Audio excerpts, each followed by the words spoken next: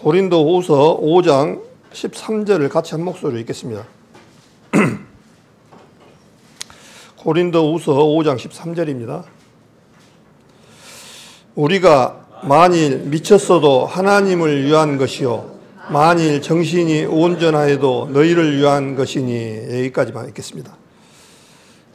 오늘 날씨가 굉장히 더운데 이렇게 또 우리 성도님들 귀한 시간 내주셔서 감사합니다.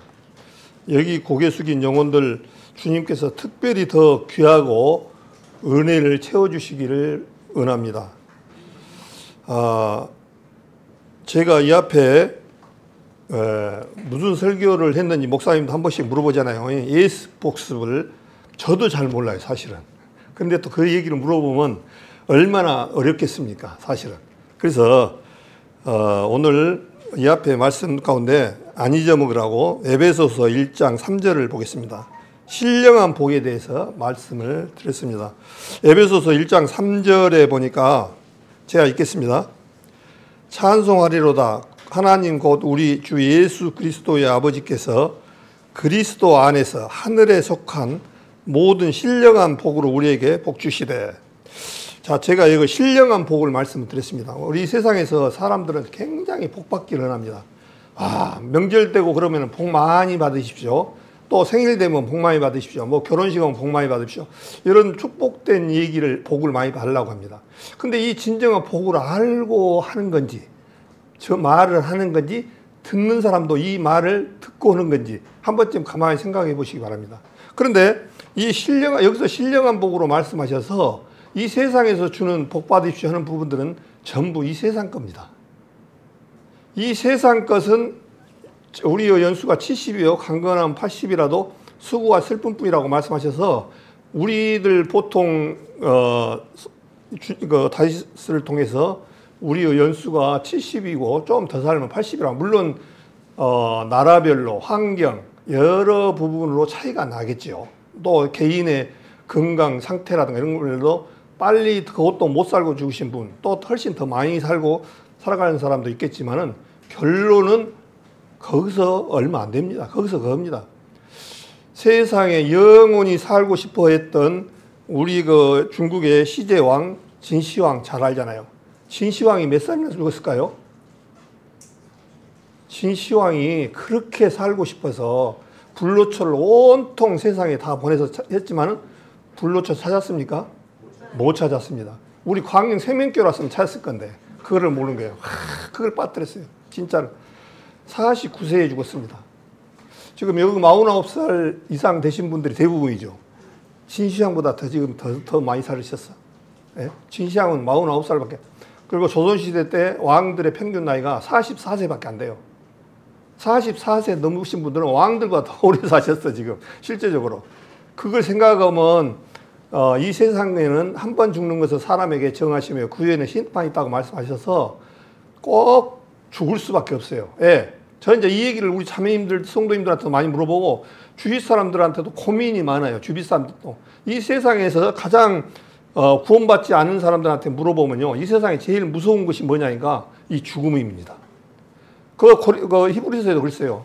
죽기를 싫어하여 무서워하여 평생에 이 세상에 마귀가 우리 사람들을 담보로 잡고 있어요. 딱 잡고 있었고 못 가게 꼼짝 말게 하고 있습니다. 그래서 이 하나님의 말씀을 아무리 그 사람들에게도 마귀 사단이 딱 그 마음과 눈을 가려가지고 딱 쥐고 있습니다. 정말 이 세상에 우리가 살아가면서 얼마나 하나님의 축복을 누리고 지금 오늘 이 순간에도 우리가 먹고 자고 여기까지 오고 하는 모든 것들이 하나님의 은혜가 아닌 것이 한 가지도 없습니다. 정말 이 숨 쉬는 거 이거 자체가요 하나님의 은혜예요. 저도 이제 주위에 이렇게 아픈 사람들을 보면은 제일 고통스러운 병이 숨 못 쉬는 거더라고요. 이게 폐쇄 무슨 증인데 폐가 안 좋으면요 폐가 점점 기능이 한 30% 떨어지니까요 호흡을 잘 못해요. 그리고 계단도 못 올라가요.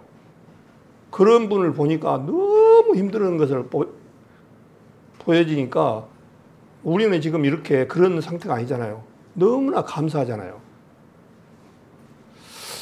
그래서 오늘 날씨도 더운데 또 우리 성도님들 같이 이렇게 교제할 수 있도록 이끌어주심을 또한 감사를 드립니다. 그래서 우리 세상에서는 복을 이 세상 것에다 다 주라고 그래요. 그냥 뭐 이 세상에 자식 잘 되고 뭐 돈도 좀 넉넉히 많고 다 하지만 실제적으로 이것은 이 세상에서 잠시, 주님은 그랬잖아요. 너희가 먹을 것과 입을 것이 있은즉 족할 줄 알아라. 정말 맞는 얘기더라고요.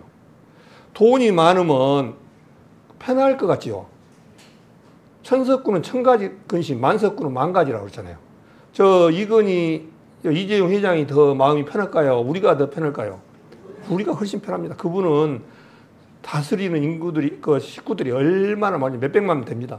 그 사람 먹여 살리기 위해서 얼마나 힘듭니까? 우리는 자매하고 형제, 자식 이 정도에서밖에 고민 안 하잖아요. 근데 그분은 우리가 봤을 때는 참 좋겠다 그러지만 그렇지가 않습니다. 실적으로요.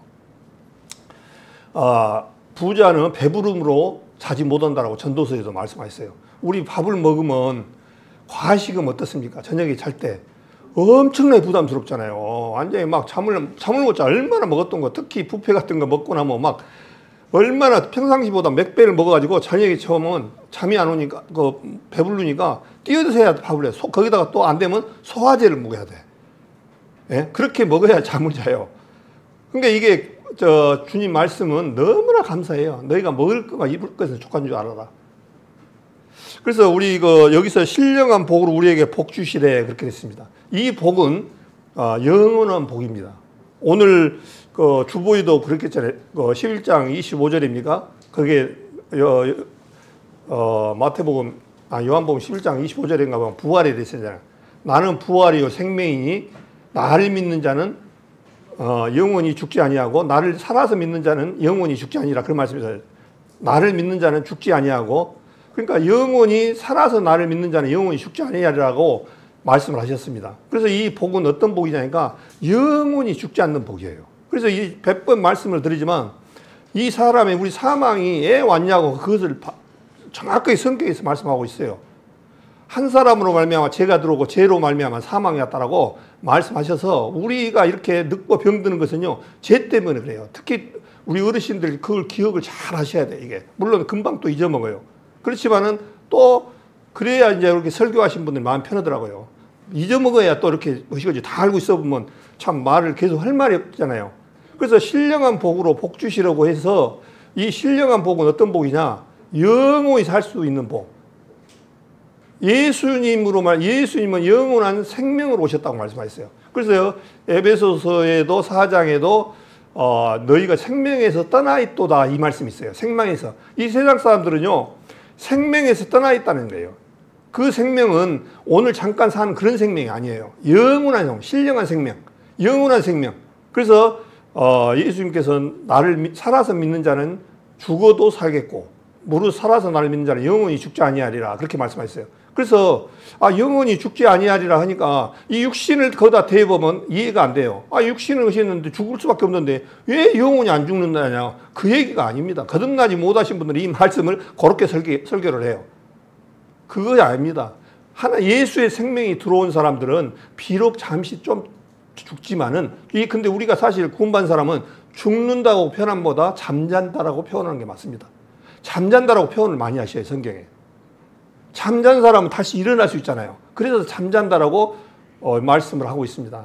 나사렛 요한복음 11장에 나사로가 죽었을 때도 예수님께서 죽은 지 4일이나 되었고 냄새가 나네 나는데 예수님이 뭐라 했습니까? 잠잔다 그랬잖아요. 그렇게 표현했습니다. 우리 영원한 생명을 가진 사람들은 잠을 잠시 자는 거예요. 이제 가더라도 죽더라도. 그래서 이제 핀토가 주님께서는 영원한 축복과 영원한 삶을 주셨는데 이 세상 사람들은 사단은 뭘 주냐면 이 세상 것만 달라고 그래요. 그게 이제 보통 기복신앙이라고 표현을 하잖아요. 기복신앙. 이 세상은 우리 부모님들한테 효도하는 길은 그거예요. 생일 됐다고 용돈 좀 주고 뭐 좀 주고 하는 것도 중요해요. 근데 이것보다는 영원한 것을 선물로 드려야 돼. 영원한 것을.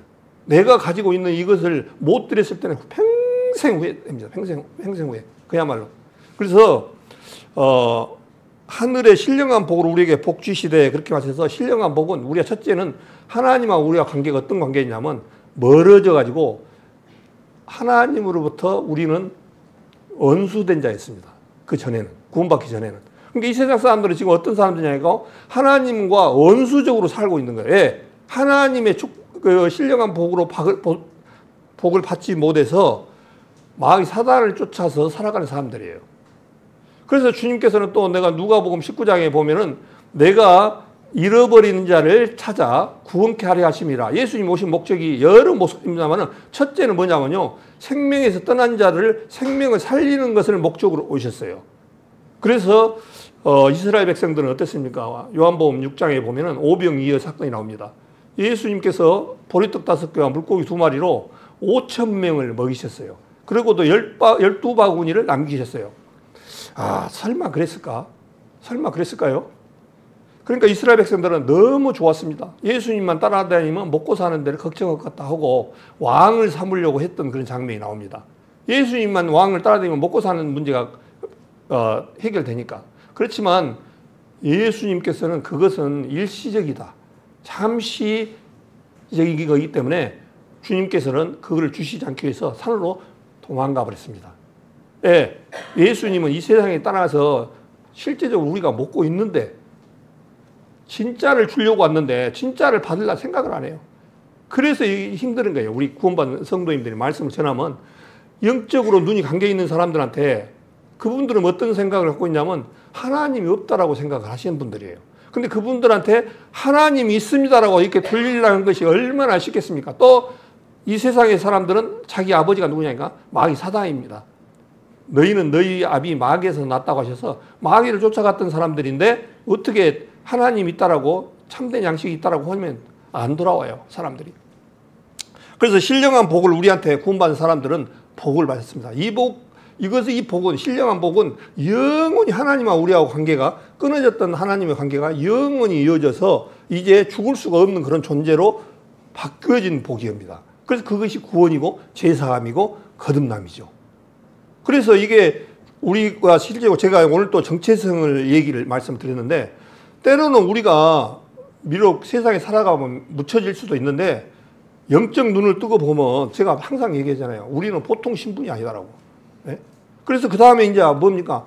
왕의 마지막에는 어떻게 시냐면 너희는 왕 같은 제사장이요 거룩한 나라요 그의 소유된 백성이니 이는 너희를 어두운 데서 불러내어 주님의 나라에 청청할 수 있는 그런 사람으로 바뀌어진 사람들이거든요. 그러니까 우리가 비록 이렇게 육체적으로 보면요, 누구는 뭐 나이도 먹고 어쩌고 이렇게 보여지지만 하나님 편에서 봐야 하는 거예요. 하나님 편에서 보면요, 보통 사람들이 아니라는 거예요. 보통 사람들 아니에요. 앞으로 천년왕국에서 어떤 일이 일어나니까요. 우리 구원받은 사람들이 이 세상 사람들을 다스리는 이제 14만 4천이 유대인들이 구원을 받는데 그때는 육신을 입은 사람들이 또 구원을 받아요. 이제 그때 표받는 시대에서 적그리스도를 대항하고 적그리스도에게 순종하지 아니하고 결국 순교했던 사람이라든가 살아있던 사람들, 거기서 살아있는 사람들은 육신을 입고 천년왕국에 가는데 우리하고 틀립니다. 우리는 신령한 몸으로 이제 변해서 시집가고 장가갈 나이는 이미 신령한 몸이 이제 끝나버립니다. 그렇지만 이제 거기서 뭐냐면 왕의 신분으로 바뀌어졌기 때문에 다스리는 존재예요. 이런 얘기하면은 참 신나라 깎는 얘기 같다 어떤 식으로 그렇게 말할 거예요. 근데 우리는 그것을 믿어야 돼요. 바리새인과 서기관들이 굉장히 학문도 많고 많이 배웠지만은 그분들은 자기 생각과 자기 것으로 이렇게 생각했어요. 그래서 예수님을 이분이 어떤 분이라는 것을 알지 못하고 죽이기까지 했던 분들이죠. 실제 죽였습니다, 예수님. 그래서 예수님께서는 유다를 같이 뭐라 했습니까? 유다가 예수님을 은 20냥인가 팔았죠. 그랬을 때 예수님이 뭐라고 그랬습니까? 이 자는 차라리 태어나지 아니했으면 더 좋을 뻔하였다 그랬어요. 네가 판 존재가 어떤 존재인지 아냐? 유다한테 얘기하는 거예요. 너를 팔았던 네 존재는 이 세상을 창조하신 하나님이다. 근데 예수님이 육신을 입은 이유와 이런 부분들을 우리는 확실하게 아셔야 돼요. 그분이 마태복음 27장입니까? 거기에 보면은 십자가에 달릴 때 그럽니다. 12영이 더 되는 천사가 와서, 군사가 와서 나를 이렇게 잡지 못하게 할 수 있는 권한이 없는 줄 아냐? 마찬가지예요. 이 세상에 하나님이요, 마지막에 추수할 때 천사꾼을 보내는데, 천사가 와서 이 세상 사람들 아무리 능력 있고 있어도요, 순식간에 쓸어버릴 수 있어요. 그런 존재예요, 실제로. 그런데 우리는 그것을 예수님이라는 그 존재를 너무나 약하게 우리 하나의 인간의 모습으로 봐갖고는 안 된다는 거죠. 그래서 하늘에 속한 모든 신령한 복은 하나님과 우리가 관계했었고, 유업을 자녀라는 상속권을 가졌고, 우리한테, 그 다음에 하나님이 성령이 함께 하셔서 세상 끝날까지 함께 계신 거예요. 그래서 마태복음 24장에 보면 이스라엘 백성들이 예루살렘 성전에서 마태복음 24장을 한번 볼까요? 마태복음 24장에 보면 마지막 이스라엘이 잘못한 것도 있지만 신약교회가 이루어질 것을 주님께서 말씀하셔서 마태복음 24장을 보겠습니다. 마태복음 24장 37절부터 제가 읽겠습니다. 마태복음 23장 37절부터 제가 읽겠습니다. 에루살렘아 에루살렘아 선지자들 죽이고 내게 파송된 자들을 돌로 치는 자여, 암탉이 그 새끼를 날개 아래 모음 같이 내가 내 자녀를 모으려 한 일이 몇 번이냐. 그러나 너희가 언치 아니하였도다. 보라, 너희 집이 황폐하여 버림바 되리라. 내가 너희에게 이르노니 이제부터 너희는 찬송하리로다. 주의 이름으로 오시는 이여 할 때까지 나를 보지 못하리라 하시니라. 예루살렘에서 선지자들 하나님의 말씀을 전하고 했지만 예루살렘 이스라엘 사람들은 받아들이지 않습니다. 사도행전 13장 18절에 보면 이제 너희들이 받아들이지 않으니까 내가 이방인으로 가노라. 그래서 지금 이제 그러면서 어떤 일이 있냐니까요. 38절에 보라, 너희 집이라고 표현을 합니다. 이 성전을 너희 집, 이스라엘 너희 집이 황폐하여 버림받으리라. 예루살렘이 무너지고 예수님이 감람산에서 나와버렸습니다. 성전에서 나와버렸습니다. 그러면 이 성전은 그림자적인 성전이었어요. 그러면 신약교에 와갖고 성전이 어디가 됐습니까? 우리 구원받은 사람이 성전이 됐잖아요. 그래서 이 구약의 이스라엘의 예루살렘 성전은 이스라엘 백성들이 잘못한 것도 있지만은 하나님께서는 뭐를 준비하고 계셨냐니까 신약교회, 신약의 출발점이 시작됐습니다. 그래서 이제 성전을 다 무너져야 돼요. 만약에 지금도 우리처럼 구약 때 이 신약교회가 이루어지지 아니하고 구약교회가 이루어지면 어떻겠습니까? 지금도 양이나 염소 한 마리 들고 와야 돼요, 우리 성도님들. 어제 누구고 죄를 지었잖아요? 양 한 마리 또 갖고 가야 돼요. 지금 양 한 마리 얼마에, 소 한 마리 갖고 오려면 얼마나 비싸겠습니까? 또 갖고 오고 또 갖고 오고. 이거는 완전한 그런 부분이 안 되잖아요. 그래서 이제 신약교회에 와서 이제 교회가, 우리 신약교회가 이루어짐으로 말미암아 교회가 너무나 잘 알잖아요. 에클레시아, 이 세상 가운데 어두움에서 불러낸, 이 세상은 어두움으로 표현하고 있어요. 마귀 사단이 지배하는 세상이기 때문에 어두움 가운데서 불러서 낸 무리들이 교회란 말입니다. 에클레시아. 그래서 이 교회는 아무나 동참 못합니다. 정말 말씀 앞에 거듭난 성도님들이 교회의 형상을 이룰 수가 있어요. 요즘 교회 목사님들 이렇게 말씀을 하시고 있습니다. 그러나 이제 우리가 유형의 교회와 무형의 교회 말씀을 하고 있는데 참 먼저는 무형의 교회인 하나님 앞에 거듭난 성도들이 무형의 교회라는 사실을, 이것이 굉장히 중요합니다, 사실은요. 그래서 이런 부분들을 마음에서 이렇게 성경 안에서 보여지면은 그 부분은 축복입니다, 축복. 얼마나 교회가 귀중하고 좋은지. 그래서 마태복음 24장에 보면 예수님께서 1절에 보니까 예수께서 성전에서 나와서 가실 때 제자들이 성전 건물들을 가리켜 보이려고 나오니 대답하여 가라사대 너희가 이 모든 것을 보지 못하느냐. 내가 진실로 너희에게 이르노니 돌 하나도 돌 위에 남지 않고 다 무너뜨리리라. 이 돌이 무너져야 돼요. 이 무너져야 신약 교회가 형성이 되는 거거든요. 성경에는 그렇게 돼 있습니다. 그래서 이 성경이 마태, 마가, 누가 여기서 성경에서 신약, 구약과 신약을 나눌 때 정확하게 표현한다면은 이것도 구약에 포함됩니다. 그 반은. 예수 그리스도가 십자가에 달린 후부터 교회가 형성된 때부터가 신약교회가 이루어진 거예요. 그래서 주님께서 목적은 이 신약교회를 통해서 우리 이방인들의 내가 성령을 우리 사도행전 1장에도 그러잖아요. 내가 성령을 권능을 너에게 하느니 예루살렘과 유대와 사마리아 땅끝까지 이르러 내 증인이 되리라. 그래서 주님의 계획은 이 세상 땅끝까지 이방인들까지 복음을 전하기 위한 하나의 모습이었습니다. 그래서 이 복음의 이방인의 수가 로마서 11장의 말씀처럼 이방인의 수가 다 차가면은 이제 이방인 수가 다 차되면 어떠냐면 휴거 사건이 있습니다. 점점 이 마지막 때 휴거 사건이 일어나면은 이 세상에서 우리 구원받은 성도들은 휴거 사건이 있은 후에 이 땅에 남아진 사람들은 7년 대환란이라는 극한 일이 있다고 말씀하셨습니다. 그 극한 일이 점점 더 대화져가고 있다는 사실을 성경 안에서 많이 배웠습니다. 마지막 때 되면 사랑이 식어지는, 첫째 사랑이 식어져요. 우리 교회에서나 세상에서나 학교에서나 가정 안에서 점점 어떤 일이냐니까요.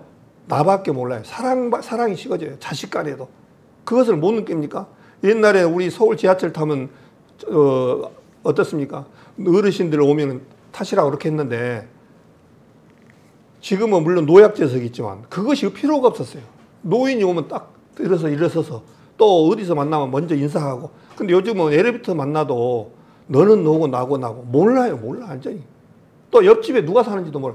삭막합니다. 실제적으로.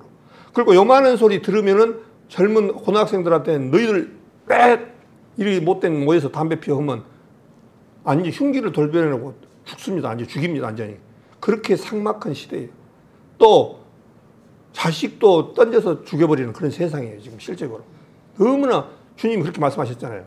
그 다음에 또 심한 것이 저도 많이 느낍니다만은 이제 양극화가 되어지고 막세 되면은 양극화가 많이 심해져요. 잘 산 사람은 배가 터지도록 많아. 없는 사람 너무 없어. 이런 양극화가 굉장히 심해지고 그 다음에 이제 고물가가 옵니다. 고물가. 지금 우리 시대에 고물가 시작해버렸습니다.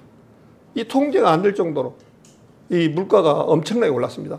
그걸 옛날에는 시장에 가면 참 1,000원어치만 주라고 해도 콩나물 1,000원어치만 주라고 해도 줬는데 최하 5,000원이에요. 5,000원 안 주면 그냥 안 주려고 하고 아예 그냥 인상 써요. 어디 뭐 1,000원, 2,000원어치 주면. 그래서 돈이 옛날에 5만 원짜리가 지금 만 원짜리로 됐어요. 옛날에 5만 원짜리 가지면 상당히 쓰기 좋았잖아요. 많이 썼잖아요. 근데 쓸 게 없어, 쓸 게. 돈 쓸 게 없어. 그런 시대에 지금 우리가 지금 살아가고 있습니다. 지금. 그래서 조금 이제 다른 방향으로 조금 흘렀는데요.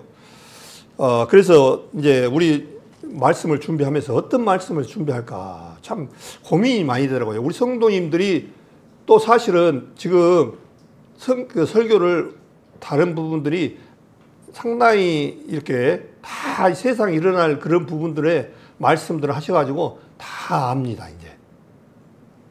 저도 마찬가지고 많이 성경의 지식이 올라와 있어요. 근데 이제 이게 계속 더 좋은 걸 요구를 하면은 어떤 말씀을 해야 될까 하는 생각들이 많이 있을 수가 있어요. 근데 중요한 것은 우리가 하나님의 그 마음의 자세가 중요합니다, 실제로.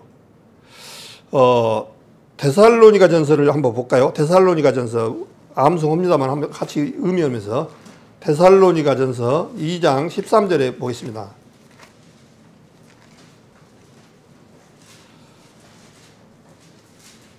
데살로니가 전서 2장 13절에 보니까 같이 읽겠습니다. 이거 암송을 다 많이 했죠.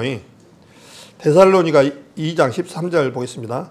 이러므로 우리가 하나님께 쉬지 않고 감사함은 너희가 우리에게 들은 바 하나님의 말씀을 받을 때 사람의 말로 아니하고 하나님의 말씀으로 받음이니 진실로 그러하다. 이 말씀이 또한 이 믿는 자 속에서 역사하느니라. 중요한 것은 뭐냐면요. 사람의 말을 받지 않고, 저 오정철이는 아무것도 몰라요. 참 배운 것도 없고 정말 아는 것도 없어요. 그러나 하나님 말씀을 제 말로 받아들이지 아니하시고 우리 성도님들이 오정철이를 통해서 하나님께서 주시는구나 이렇게 받아들이는 사람한테는 복이에요.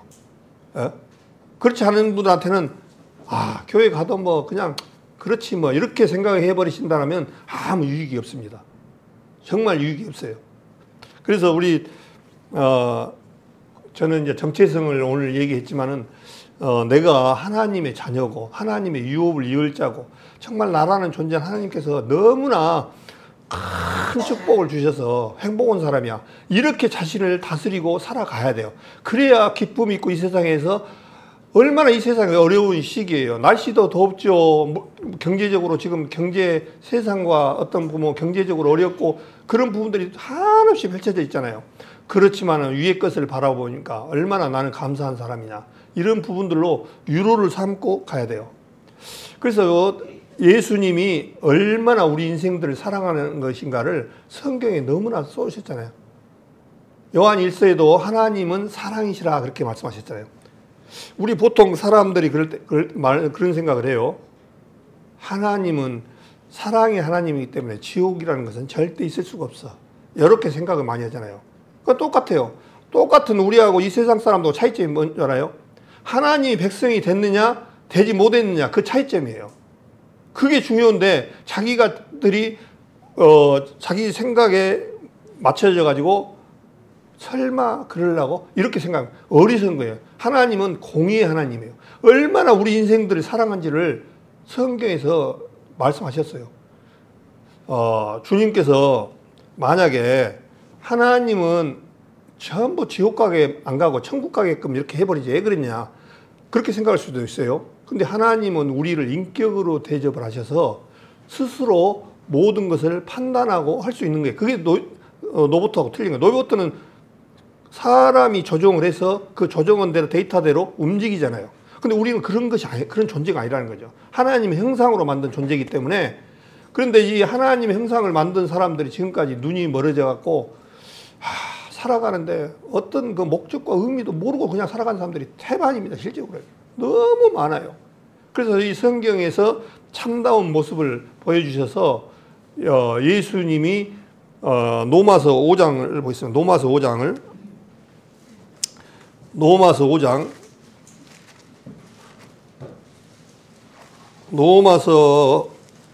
5장 8절을 보겠습니다. 8절도 같이 읽겠습니다.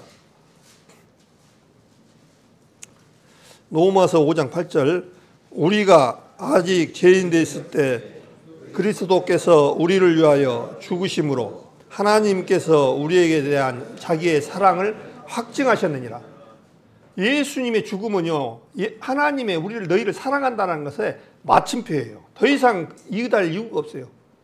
이분은 어떤 분입니까? 창조주잖아요. 만약에 우리 이 세상들 예수님이 안 오셨으면 우리는 희망도 없고 소망도 없고 지옥으로 전부 다 몰아넣을 사람들이에요. 다 갈 사람들이에요.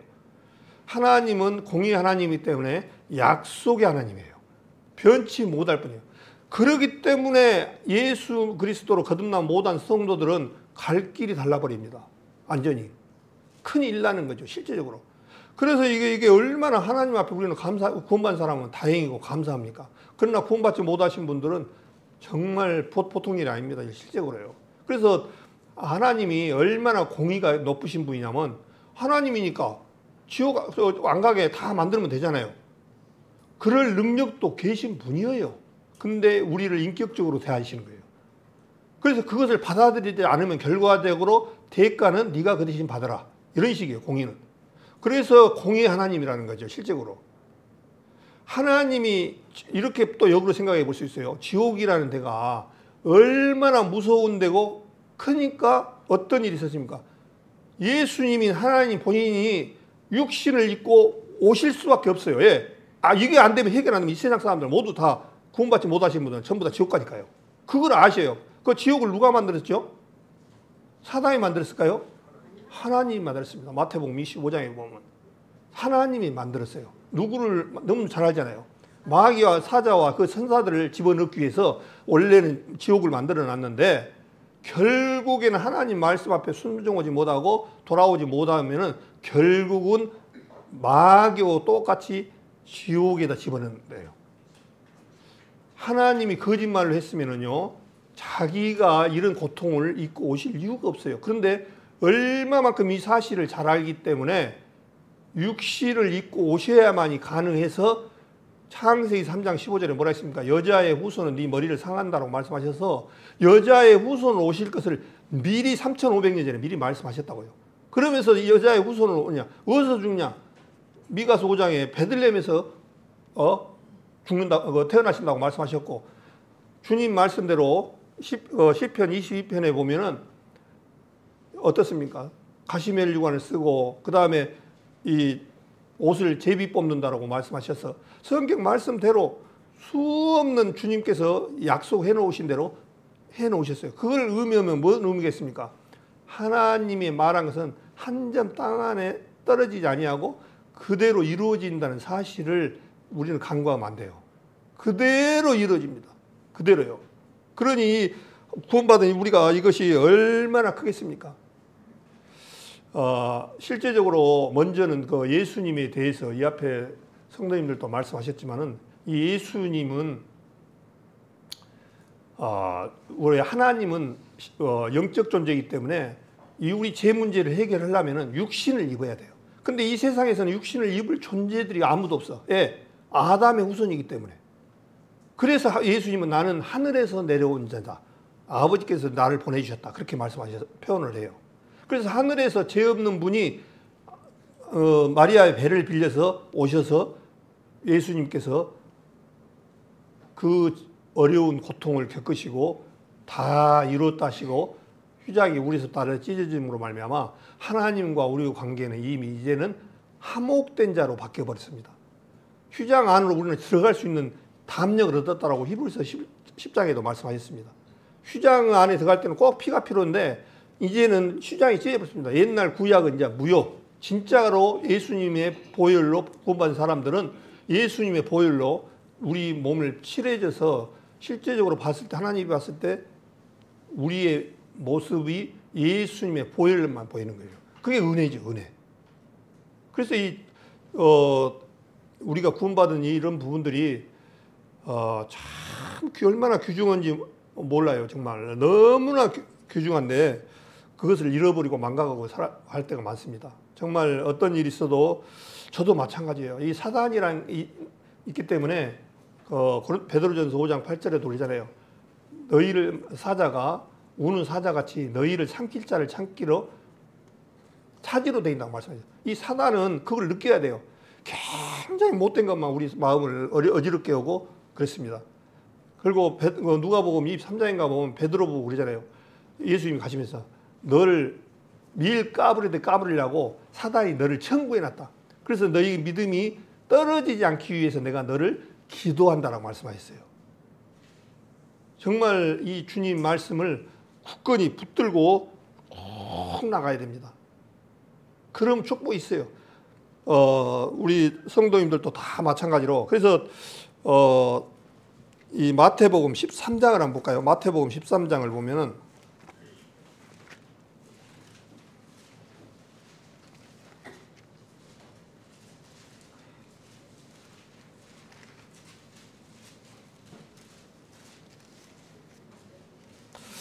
12장을 먼저 보겠습니다. 12장, 마태복음 12장.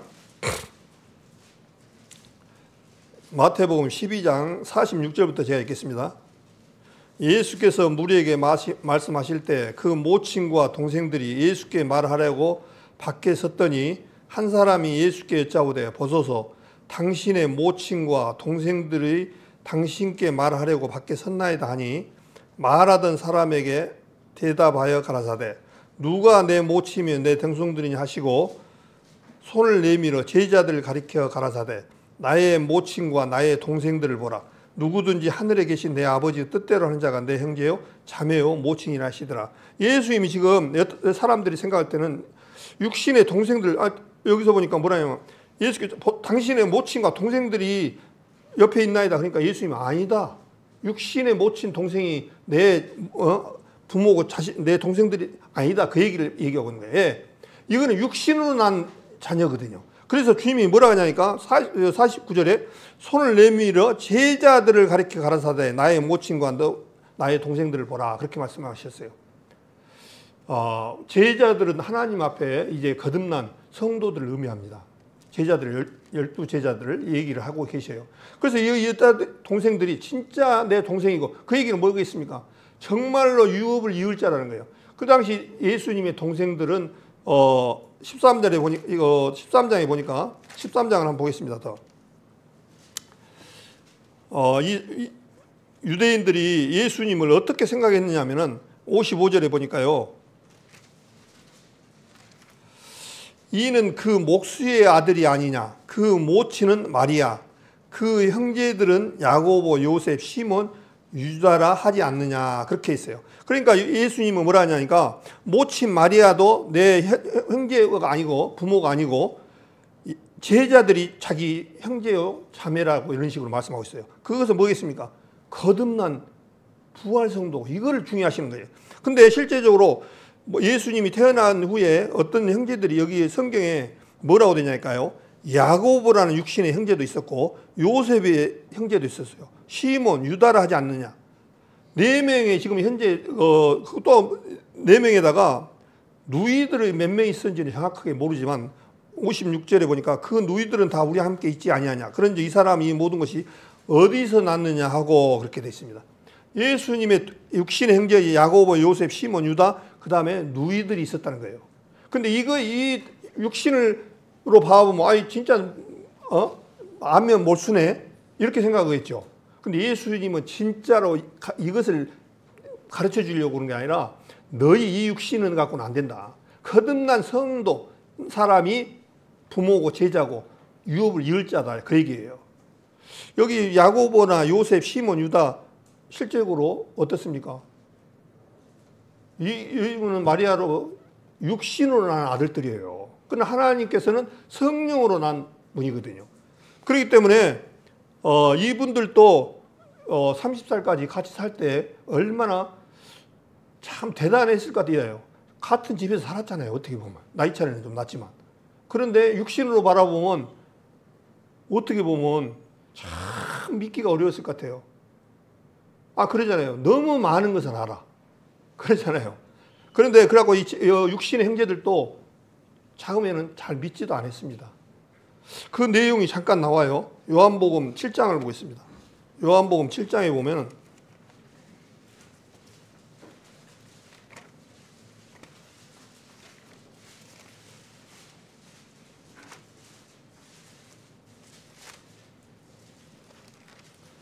요한복음 7장에 보면 요한복음 7장 5절에 보겠습니다.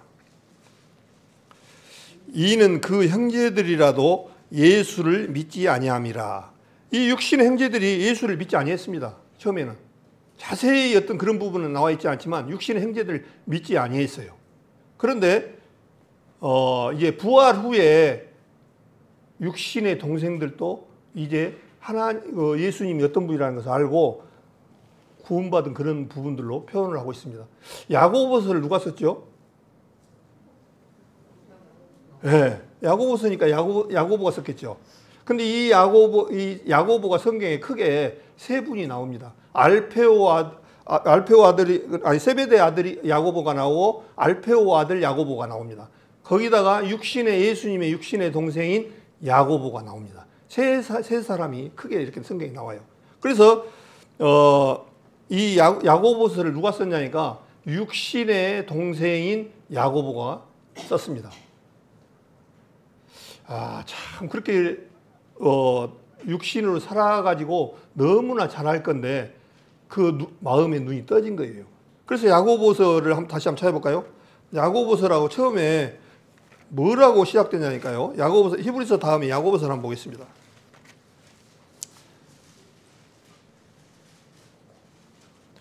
야고보서 1장을 보니까 야고보서 히브리서 다음에 있죠. 1장 1절을 제가 읽겠습니다. 하나님과 주 예수 그리스도의 종 야고보는 흩어져 있는 12지파에게 문안하노니 그렇게 되어 있습니다. 이 육신의 형제였는데 뭐라 하냐니까요. 자기를 하나님과 주 예수 그리스도 종이다. 그렇게 말을 하고 있습니다. 그래서 주님께서 아까 그 야고보로 여러 너희 형제간들이 있지 않냐 이랬을 때 아니다 했을 때는 육신으로 바라봤어요. 그러나 이제 야고보가 어떤 야고보로 바뀌었느냐? 하나님의 종으로 됐어요. 우리들도 마찬가지예요. 구원받은 사람도 하나님의 종.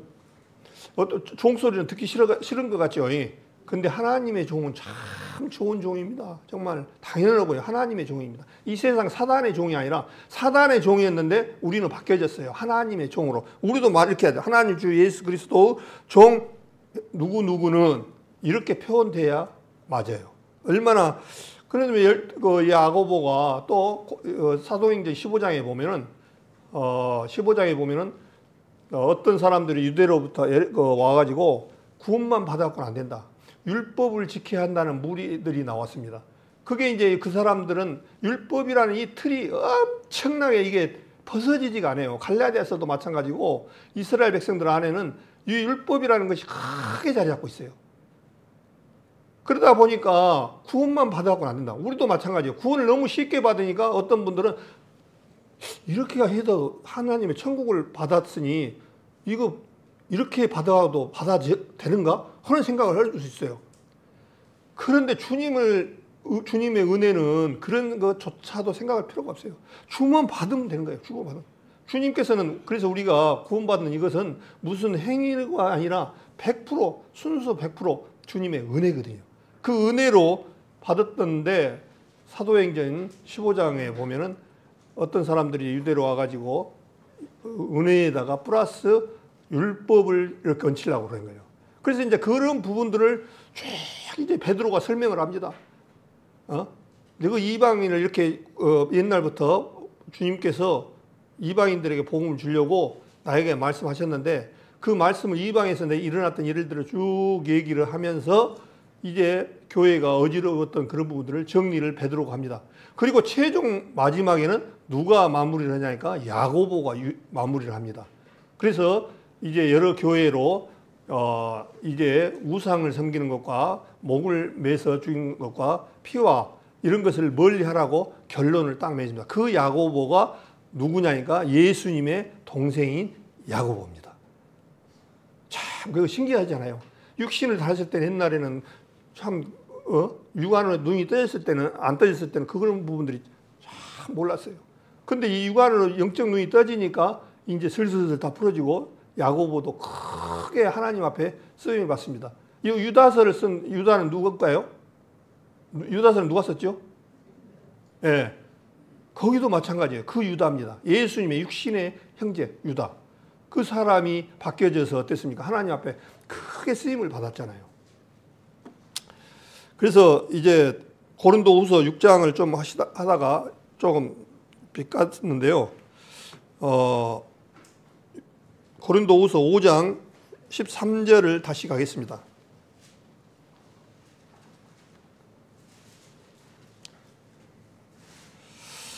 우리가 13절에 우리가 만일 미쳤어도 하나님을 위한 것이요 만일 정신이 온전하여도 너희를 위한 것이니. 참 이런 어떻게 보면 우리가 많이 미쳤다 이런 표현을 많이 여기서 하시잖아요. 예수님을 믿는 사람들 보통 사람들이 조금 갑자기 하나님 앞에 열심히 살아가고 그러면은 미쳤다 소리를 듣습니다. 이게 좋은 거예요. 우리 성도님들 혹시 저 사람 미쳤어. 그러면 굉장히 기분 나쁠 것 같죠. 세상의 어떤 것에 도박에 미쳤어. 음주에 미쳤어. 이것은 잘못됐죠. 그러나 예수님에 미쳤어. 참 좋은 표현들입니다. 근데 그걸 듣기 싫으려고 해요. 미쳤다라는 생각. 그 소리를 미쳤다고 듣는 사람들은 어떤 모습이냐면 주님의 성령의 충만함을 입으니까 정말 그런 부분들이 어떤 세상에서 손가락질 그런 부분을 차원을 넘어버린 거예요. 그래서 사도 바울이 벨릭스 베스도에 의해서 잡혀가서 얘기했을 때 뭐라 했습니까? 바울아, 네가 많은 학문이 너를 미치겠다라고 말을 합니다. 너 많은 학문이 너를 미치겠다. 그렇게 얘기를 합니다.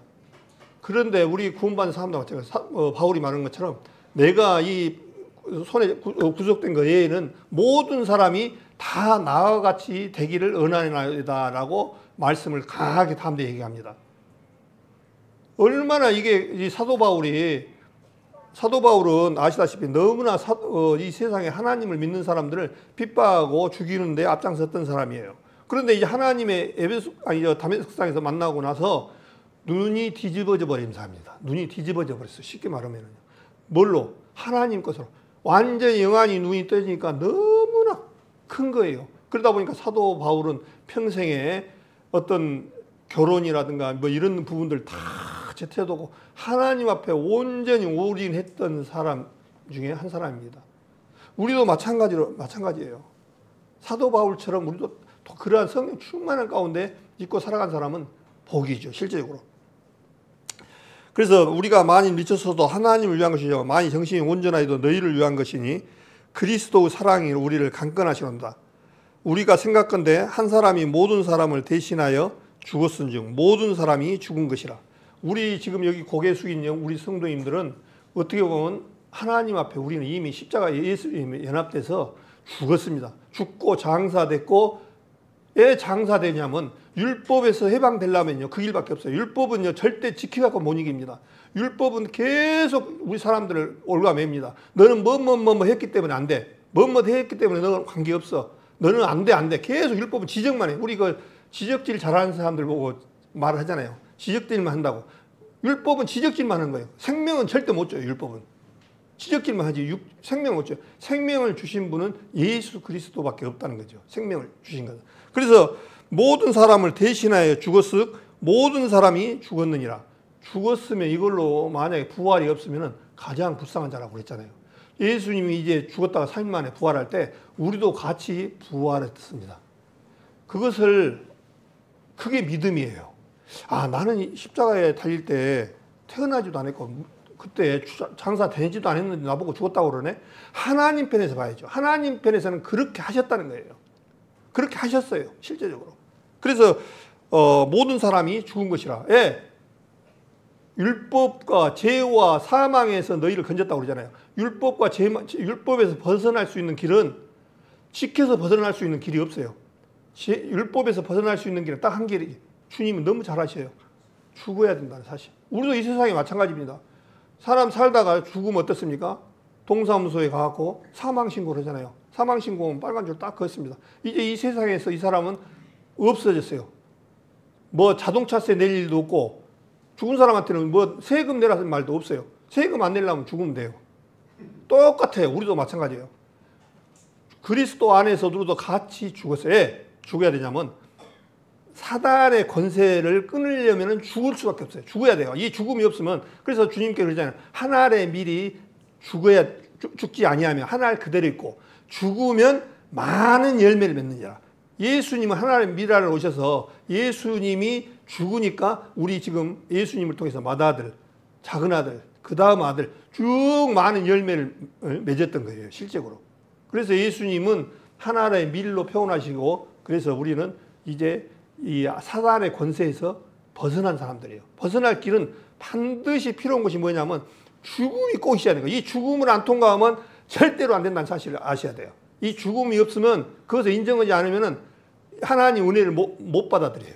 죽음이 있은 후에는 축복이 따릅니다. 예수님이 부활하실 때 같이 부활해서 이제는 죽어버린 존재에서 새로운 생명으로 예수님과 같이 부활했기 때문에, 부활 생명을 하기 때문에 이제 죽을 수가 없는 존재로 바뀐 거예요. 그게 이 실제로 우리 신앙 안에서 굉장히 필요하고 중요합니다. 그래서 모든 사람이 주님은 죽었다라고 얘기를 하셔요. 그러니까 이 세상 사람들이 믿지 못하는 것이, 이 세상 살아가는 주위에 아무리 악한 사람도 하나님께서는 이미 그 사람들까지 다 같이 십자가에서 묻었어요. 근데 이 사실을 말을 하려고 해줘도 안 받아들여요. 하나님 앞에 그런 엄청난 것을, 은혜를 입고 주님께서는 준비해 놓았는데 그것을 받아들이지 않는 게 문제가 된 거예요. 문제가. 예? 그게 문제가 있어요. 그러면서 15절에 보니까 저가 모든 사람을 대신하여 죽으심은 산 자들로 하여금 다시는 저희 자신을 위하여 살지 않고 오직 저희를 대신하여 죽었다가 다시 사신 자를 위하여 살게 하름이라 그렇게 했습니다. 저가 모든 사람을 대신하여 죽으심은 산 자들로. 그래서 예수님이 부활할 때 우리도 같이 부활해서 이제는 주님 편에서 뭐라고 하냐니까요.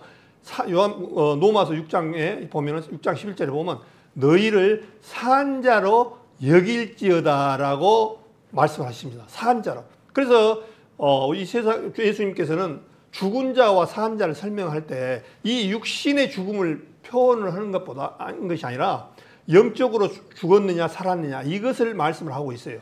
그래서 산 자와 죽은 자를 심판하실 그리스도 앞에서 엄히 명하노니 디모데후서 4장 1절도 그렇습니다. 거기서도 산 자와 죽은 자, 이 육신이 죽은 자와 산 자 그 얘기가 아니에요.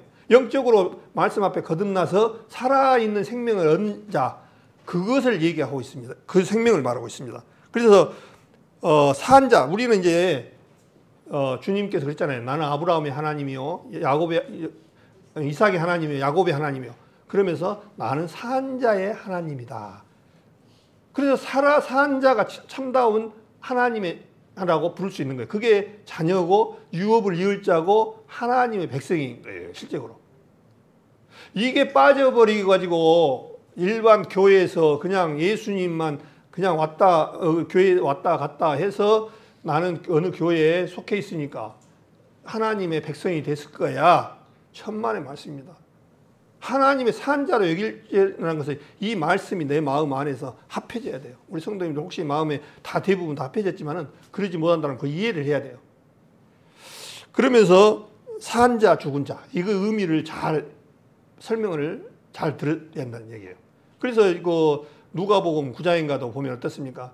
우리 아버지가 죽었는데 우리 아버지를 장사 지내고 난 다음에 가겠습니다라고 따르라 그러니까 죽은 자는 죽은 자들에게 따르고 죽은 자는 죽은 자, 이 세상 사람들은 죽은 자로 표현을 하셨고 진짜로 육신이 죽은 사람을 죽은 자로 표현하셨고 산 자라는 것은 말씀 앞에 영혼이 생명이 살아난 사람을 산 자라고 말씀합니다. 거듭난 사람, 죄를 구원을 받은 사람들, 죄 문제가 해결되어지고 새로운 생명으로 태어난 사람들.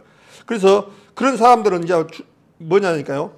저희 자신을 위하여 살지 않고 오직 저희를 대신하여 죽었다가 다시 사신 자를 위하여 살게 하렵니다. 이제 우리 구원받은 성도님들은 하나님의 하나님의 종 야고보는 그렇게 해서 우리도 좋은 면만 그것이 아니라 하나님의 종이에요. 그럼 하나님의 종은 종이 될 수도 있고 자녀도 될 수 있지만은 종으로 불림을 받았다라고 같이 생각을 하시면 하나님 일에 이제 내 삶이 바뀌어져야 돼요. 모든 1순위가 내 삶 자체가 예수님을 섬기는 것이 1순위가 되어야 맞아요. 그것이 참담. 그래서 그렇게 어떻게 살았냐에 대한 부분은 이제 주님 앞에 우리가 가면은 상금이 따릅니다. 실제로요. 그래서 주님께서 어떻게 살았냐에 대한 평가를 이제 호인잔치에서 주님 앞에 이어봤는데, 구원의 은혜는 입었는데 교회도 그냥 겨우 그냥 한 달에 한 번 나오고 그냥 뭐 성도님들 교제도 빠지고 뭣도 빠지고 쫙 빠지다가 이제 조그마한 그냥 영원한 구원만 받아갖고 주님 앞에 심판받을 때 쫙 끝털이 아마 섰을 겁니다. 보일까 말까 하는데 부끄러운 거이죠. 그게 어떻게 보면 구원은 받았기는 받았어. 그런데 상금을 나눠주는데 끝이 안 보여. 근데 이 주님을 위해서 일하는 사람들은 그 상금은 제가 여기서 표현을 다 못하겠지만은 엄청난 그런 이 세상에서도 상금이 너무 귀하고 크잖아요. 근데 그 상금은 일시적인 것, 60년짜리, 70년짜리 차례야. 근데 이 상금은 얼마나 큰지를 모릅니다. 그렇기 때문에 우리가 그렇게 정말 귀한 부분으로 믿고 살아가야 돼요. 조건 붙이려면 이 세상에 많습니다. 나는 누구도 만나야 되고 누구도 뭐 자식도 만나야 되고 일요일 날 또 누구 참석해야 되고 조건이 붙이면 수만 가지 돼요. 실제로요. 그러나 가감히 나는 주일만큼은 정말 나는 주님의 이제 자녀이고 새로운 생명이에요. 내가 이것만큼 지켜야겠다는 확실한 하나님하고 관계가 성립이 되어야 돼요. 그것이 안 되면은 그냥 이제 예배 보러 와도 뭐 그냥 뭐 오늘 가도 뭐 설교 그렇더라. 또 어떤 얘기를 해도 그냥 그렇지 이렇게 받아들일 수 있어요. 그런데 제가 지금 이렇게 말씀드린 것은 제 능력 없어요. 주님이 가르쳐 주신 거예요. 주님이 가르쳐 주신 거예요. 성경을 통해서. 그러면서 16절에 뭐라 해야 되냐면 그러므로 우리가 이제부터는 아무 사람도 육체대로 알지 아니하노라. 비록 우리가 그리스도도 육체대로 알았으나 이제부터는 이같이 알지 않노라. 예수님이 저 목수의 아들 아니냐? 그런 예수님이 아니에요. 이거는 이제 부활 후의 예수님입니다. 부활 생명 후의 예수님이에요. 우리도 마찬가지예요. 옛날 오종처리는 이제 끝이 났습니다. 사실은요. 끝이 났어요. 새로운 예수님의 부활 생명인 오종철로 바뀌어져서 이제 저도 마찬가지예요. 아까 부활 부분에 대해서 말씀드린 것처럼 죽어도 살겠고 무릇 살아서 나를 믿는 자는 영원히 죽지 않는 생명으로 바꿔진 사람들이에요. 아, 얼마나 큰 겁니까 이게 사실은요. 얼마나. 너무 이게 감사하잖아요. 이 생명을 부모들이나 자식들이나 친척들한테 던져줘야 될 의무가 가지고 있어요. 이것보다 더 큰 없어요. 정말 실제적으로. 예? 이 세상에 요즘 연예인들도 유명한 사람들 많이 이렇게 죽잖아요. 뭐 송대관 씨니 김수미 씨니 이런 사람들 참 화려하고 잘 나가던 분들을 이상용 씨도 죽고 뭐 다 죽잖아요. 근데 이게 이제 죽으면 그걸로 끝이 아니라 이 세상 명성 다 부질없는 거 다 던져놓고 이제 이런 제가 입 닫기는 좀 민망하지만 거듭나지 못했으면 갈 길이 달라버립니다. 못 만나요. 실제로. 근데 구원받은 사람들은 딱 기다리고 있습니다. 만납니다. 너무 얼마나 감사합니까? 그래서 이제 우리 구원받은 사람 그리스도도 육체도 알았으나 이제부터는 이같이 알지 않는다는 거예요. 그냥 마리아 목수의 아들 예수님 이렇게 보면 안 된다는 거죠. 실제적으로. 우리 17절 너무나 잘 알죠. 같이 암송도 많이 하고 이 말씀에 힘이 되는 말씀이죠. 17절에 보니까 같이 읽겠습니다. 그런즉 누구든지 그리스도 안에 있으면 새로운 피조물이라 이전 것은 지나갔으니 보라 새 것이 됐다. 예, 새 것이 옛사람은 죽고 새로운 사람, 새 생명, 새로운 생명으로 태어난 사람들입니다. 이것이 구원받은 사람들의 새 생명에 굉장히 중요한 사람들이에요.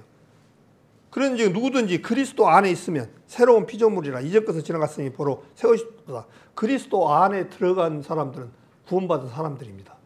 주님을 그리스도 안에 들어간 부분의 말씀을 제가 한번 말씀드렸습니다.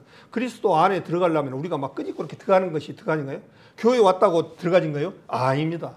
그래 예수님이 죽을 때 같이 연합을 말합니다. 예수님 십자가에 달릴 때 같이 달리고 같이 십자가상에서 죽을 때 같이 죽고 장사 지낼 때 같이 죽고 부활 생명 나올 때 예수 그리스도 안에 들어가는 길입니다. 죽음과 부활이 분명히 있어야만이 새로운 생명이고 새 것이 된 겁니다. 실제로요. 아, 참 주님이 얼마나 감사한지 몰라요. 정말. 예? 누구든지라는 거예요. 이거는 그리스도 안에 있으면 새로운 피조물이라 이전 것은 지나갔으니 보라 새 것이 되었도다. 새 것이 되었던 거예요. 이 새 것이 된 사람들은 이제 죽지 아니하고 이 세상 사람들한테 죽지 아니하고 하면은 뺀 60만 생각해. 안 죽는단 말이냐? 그 얘기가 아닙니다. 이제 이 죽었던 생명이 살아난 사람은 다시 죽을 수 있는 존재가 안 됩니다. 왜 그러냐면 예수님은 영원히 죽지 아니할 여기서 16절 말씀처럼 새로운 몸으로 변화되셔서 이제 죽을래야 죽을 수가 없는 몸이에요. 요한계시록에 보면 뭐라 했습니까? 죽을래야 죽을 수가 없고 누가복음 20장에 보면 죽을 수가 없는 존재로 바뀌어진 게 신령한 몸이에요. 너무나 잘 알지만 누가복음 22장을 한번 볼까요? 제가 몇 번을 말씀을 볼 때마다 힘이 납니다. 실제적으로. 누가복음 22장입니까? 22장을 한번 보겠습니다. 더. 20장이네요. 마태복음인데. 누가복음 20장입니다. 한 번 더 읽겠습니다. 이 성경 말씀을 자꾸 들었더라도 들어봐야 돼요. 믿음은 들으면서 나면 그렇기 때문에 자꾸 들어야 돼요. 누가복음 20장 34절부터 제가 읽겠습니다. 예수께서 이르시되 이 세상의 자녀들은 장가도 가고 시집도 가되 저 세상이 오는 세상을 얘기합니다. 에베소서 말씀처럼 저 세상과 및 죽은 자 가운데서 부활함을 얻기에 합당히 여김을 입은 자들은 장가가고 시집가는 일이 없으며 여기서 제가 그때 한번 말씀을 드렸는데 부활이요 죽은 자 가운데서 부활이 있고 죽은 자의 부활이 있다고 말씀하셨습니다. 표현을 그렇게 죽은 자 가운데서 부활은 첫째 부활이에요. 그렇지만 죽은 자의 부활은 둘째 부활입니다. 천년 차이가 납니다. 천년왕국 때 죽은 자의 부활은 마지막 지옥에 넣기 위해서 부활을 시켜서 넣는 거를 얘기해요. 그래서 여기서 말하니까 죽은 자 가운데서 부활함을 얻기에 합당히 여기는 자들은 그것은 구원받은 사람들, 1차 부활, 첫째 부활에 참여할 사람들입니다. 얻기에 합당히 여기는 자들은 어떤 일이냐니까요. 장가가고 시집가는 일이 없으며, 예, 신령한 몸으로 변한 사람들은 시집가고 장가가고 예를 낳는 이런 몸이 아니면 천사와 같은 몸으로 바뀌어지기 때문에 죽지 않는다는 거예요. 그래서 36절에 보니까 저희는 다시 죽을 수도 있다고요, 없다고요? 예, 죽을 수도 없나니 이는 천사와 동등이요 부활의 자녀로서 하나님의 자녀다, 그렇게 말씀하셔서 이제 구원받은 사람들은요 잠을 잠시 이제 모르겠어요. 88, 89, 90에 잠잘 분이 계실 수가 있어요. 우리 성도님들. 그런데 잠자는 분이 다시 이제 부활로 죽을 수 없는 몸으로 나옵니다. 그것을 지금 얘기한 거예요. 저희는 다시 죽을 수도 없는 몸. 우리 구원받은 사람들은 이제는요 다시 죽을 수도 없는 몸으로 부활해요. 이는 천사와 동등이요 부활의 자녀로서 하나님의 자녀임이라. 저희는 31절에 죽은 자에 살아난다는 것은 모세도 가시나무 뜰기에 관한 글에 보였으되 주를 아브라함의 하나님이요 이삭의 하나님이요, 그 얘기를 하잖아요. 아브라함의 하나님이요 이삭의 하나님이요 야곱의 하나님이시나 칭하였나니 하나님은 죽은 자의 하나님이 아니요 산 자의 하나님이시라. 하나님에게는 모든 사람이 살았느니라. 예, 죽은 자의 하나님이 아니라는 거예요. 제가 계속 지금 설명하는데 죽은 자와 산 자 설명을 해드렸는데 우리 나이 드신 분들 이해가 되십니까? 산 자와 죽은 자, 이 육신의 산 자가 죽은 자가 말하는 게 아니라 영이 살았느냐 죽었느냐, 그것을 지금 얘기하고 있습니다. 그래서 이 세상 사람들은, 구원받지 못한 사람들은 모두가 다 죽은 자라 이렇게 생각하시고, 우리 구원받은 사람들은 모두를 산 자라고 표현해요. 그래서 산 자의 하나님이야. 아까 고린도후서 5장 10절입니까? 거기에 뭐라 했습니까? 그리스도 안에 있으면 새로운 피조물이라. 이전 것은 지나갔으니 보라 새 것이 되었도다. 새 것이 된 상태를 얘기를 하고 있습니다. 그러면서 하나님에게는 모든 사람이 살았느니라 하시니라. 하나님 앞에는요 사실 하나님이 모든 사람 다 살려놨어요, 사실은요. 근데 안 받아들여. 우리가 돈을 예산값을 얼마나 이렇게 주고 갔는데 부모님이 생각할 때 돈이 없어. 그래서 아버지가 어머니가 다 갚았었어요. 근데 그거 사실을 갚았다 해도 믿지를 않는 거예요. 그러면 지금까지, 그러면은 계속 어떤 일이 있느냐, 빚쟁이로 살아가는 거예요. 다 이미 해결했는데도. 그래서 이 세상 사람들이 지옥 가는 이유가 바로 그거예요. 모든 사람이 살았게끔 하나님이 해놓으셨는데 그거를 믿지 않는 거예요. 그거를 믿지 않는. 이 믿지 않는 죄 때문에 결국 끝이, 우리 인생이 끝이 나는 거예요. 완전히. 해결이 이 문제를 해결 안 되면은. 그래서 다시 고린도후서 6장을 보겠습니다. 고린도후서 5장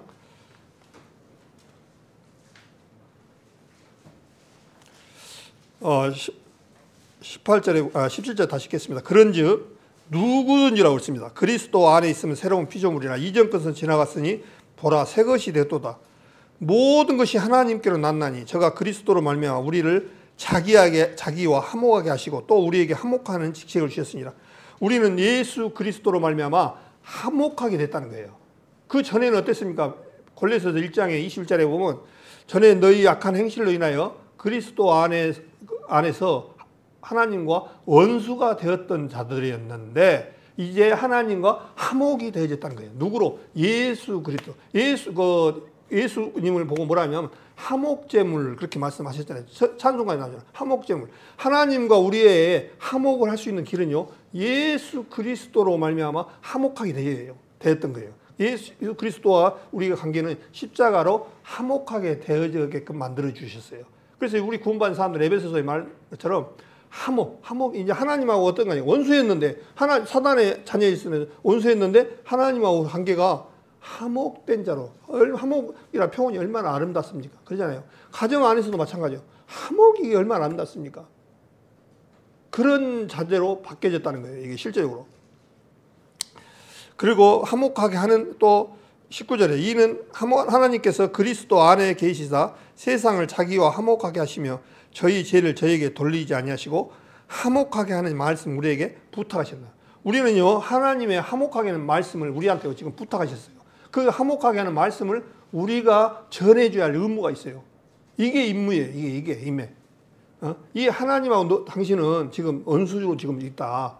근데 이 화목할 수 있는 그런 예수 그리스도로 말미암아 당신이 화목할 수 있는 길을 열려주셨사오니 그것을 믿고 우리와 같이 하나님과 같이 화목이 되어서 화목된 사람은 원수가 아니니까 하나님의 백성이고 유업을 이을 자로 얼마나 귀한지 모른다라고 말씀해 줘야 돼요. 그러면서 하나님의 말씀 우리에게 부탁하셨다 그렇게 말씀하셨습니다. 그러면서 20절에 이러므로 우리가 그리스도를 대신하여 사신이 되어 하나님이 우리로 너희를 권면하신 같이 그리스도를 대신하여 간구하느니 너희는 하나님과 화목하라 그렇게 되어 있습니다. 여기서 사신이 되어 우리 그리스도를 대신하여 사신이 되어 우리가 사신이란 옛날 어떤 사신 나라와 나라에 보면은 사신이 왔다 갔다 하잖아요. 근데 지금 같으면 대사이죠. 대사관이 실제적으로 대한민국이 미국에 대사관이 있어요. 또 한국 대사관이 한국 땅 안에 미국 대사관이 있습니다. 그 대사관 땅 안에는 실제 한국 땅이지만 미국 대사관 안에는 미국 나라 땅으로 간주하는 거예요. 또 대사관은 미국 사람을 대표하는 트럼프 대통령을 대신해서 나와 있는 사람들을 대사라고 그래요. 또 마찬가지로 우리 한국 사람이 미국의 한국 대사관을 있으면은 거기 한국을 대표해서 간 대사관은 이재명 대통령을 대신해서 가 있어서 일을 보는 사람을 대사라고 그래요. 그 대사관 안에는 그 나라 경찰들이라든가 어떤 사람도 들어오지 못해요. 그 승낙을 받지 않고는 허락을 받지 않고는 들어가지 못해요. 예, 그 나라는 한국 대표를 한 땅이고 대사관이고 미국을 대표해서 대사관이기 때문에 그만치 대사관에는 애교적 면책이 있습니다. 그래서 그렇게 책임을 지게 돼 있어요. 그만큼 우리도 마찬가지예요. 우리도 하나님의 대사로 이 땅에 임하게 건면하신다는 거죠. 우리 아까 차 타고 오다 보니까요. 좀 서글프던데요. 빵을 먹으려고 오늘 또 줄을 섰더라고요. 내가 빵 자랑하려는 게 아니에요. 절대 그 빵 먹지 마십시오.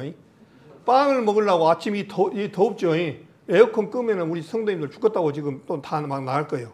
근데 더운데 빵을 먹으려고 한 50m를 서 있어요. 오늘 또 보니까 오늘 또 있을까 하고 근데 이치는 안 가르쳐 주겠습니다. 또 날마다 우리 성도님들 교회 안 오고 빵 사러 갈까 봐 겁이 나가지고 나 이치는 안 가르쳐 주겠습니다. 빵이 얼마나 맛있을까요? 빵은 빵이지 뭐 그게 얼마나 맛있어 있어요. 근데 빵을 먹으려고 50m 줄 서 있는 걸 보고 교회에 50m씩 들어오려고 서 있으면 얼마나 좋을까. 그 육신의 양식도 먹으려고 그냥 뜨거운 30도 육박하는데 거기서 줄 서갖고 그걸 빵을 먹는데 영원한 생명을 주신다는 우리 광생명교회에서 주려고 하는데 줄을 더 이상 못 들어가고 한 50m, 100m 줄을 서면 얼마나 좋을까요? 그런 데는 관심이 없어요. 이 육신의 빵만 더 귀중하고 정말 생명을 주는 이 빵을 주는데 요한복음 6장에 보면 내가 생명의 떡이다 그렇게 말씀하잖아요. 나를 먹으라고 그러잖아요. 예수님을 받아들이고 예수님을 떡으로 오신 예수님을 마음에서 받아 먹으면 되는데 그것을 싫어하다 보니까 제가 이제 사다 보면은 우리 성도님들도 다 마찬가지입니다만은 성경 구절이 나한테 더 특별히 와닿는 그런 부분들이 있어요. 저는 요한복음 4장의 말씀을 사마리아 여자를 그 말씀 자주 봅니다. 뭐라 했습니까? 이 물을 야곱에 우리가 넘겨줘서 이 물을 먹으러 왔는데 예수님이 거기서 사마리아 여자를 만나가지고 그랬습니다.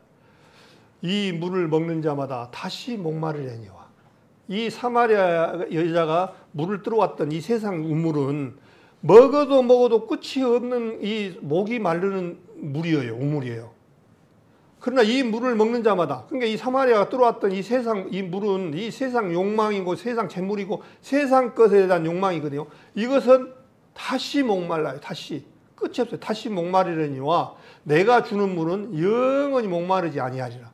예수님으로 찾은 물은 절대 목이 마르지 않습니다. 이 세상 아무리 먹어봐요. 돈도 채보고 뭣도 채보고 뭣도 먹어보고 뭣도 해보니 결국에는 결국에는 전부 다 허무하구나. 우리 사람이 저도 마찬가지고요. 제가 이제 주위에 이렇게 들어보면 공무원 퇴직하신 분들, 군인 퇴직하신 분들, 회사 퇴직하신 분들이 허무하다는 소리를 많이 해요. 그래서 우울증이 많이 온답니다. 저도 좀 그런 부류에 좀 속해요, 솔직히. 허무해요. 너무 30년에서 40년 동안 한 것에만 달려왔었는데 딱 지나고 보니까 이제 우리 어르신들한테 죄송합니다만은 계속 얘기하잖아요. 눈도 침침하고 허리도 아프고 조금 마시면 기침도 심하게 하고 머리는 염색 안 하면 허옇고 정말 보잘것없는 모습으로 이렇게 배하는 것을 봅니다.